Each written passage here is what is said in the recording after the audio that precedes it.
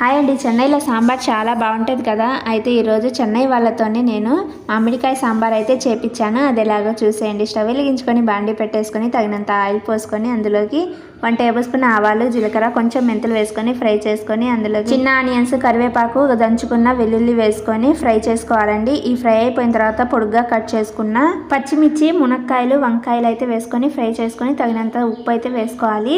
వీళ్ళు అన్ని కారంలో కలిపి గ్రైండ్ చేపిస్తారండి, అందుకని ఈ ఒక్క కారం వేసుకుని మేమైతే తగినంత పసుపు, కారం, అలాగే సాంబార్ మసాలా, ధనియాల పౌడర్ వేసుకొని మసాలాలు కొంచెం ఫ్రై చేసుకొని తగినన్ని వాటర్ వేసుకొని మరిగించుకోవాలి. ఆ తర్వాత చింతపండు రసాన్ని కూడా తగినంత వేసుకొని ఉడికించుకోవాలి. ముందుగానే 2 టమాటాలు పప్పులో వేసి ఉడికించుకున్నాం కదా, ఆ పప్పులో ఈ రసాన్ని అయితే వేసుకొని బాగా కలుపుకొని బాగా మరిగించుకోవాలి. ఇలా మరుగుతున్నప్పుడు కట్ చేసుకున్న మామిడికాయ ముక్కలు కూడా వేసుకొని ఈ మామిడికాయ ముక్కలు మెత్తగా ఎంతవరకు ఉడికించుకుంటే సాంబార్ రెడీ అయిపోయింది. ఇడ్లీలోకైనా అన్నంలోకైనా టేస్ట్ చాలా బాగుంది. వీడియో నచ్చితే లైక్ చేయండి, షేర్ చేయండి, సబ్స్క్రైబ్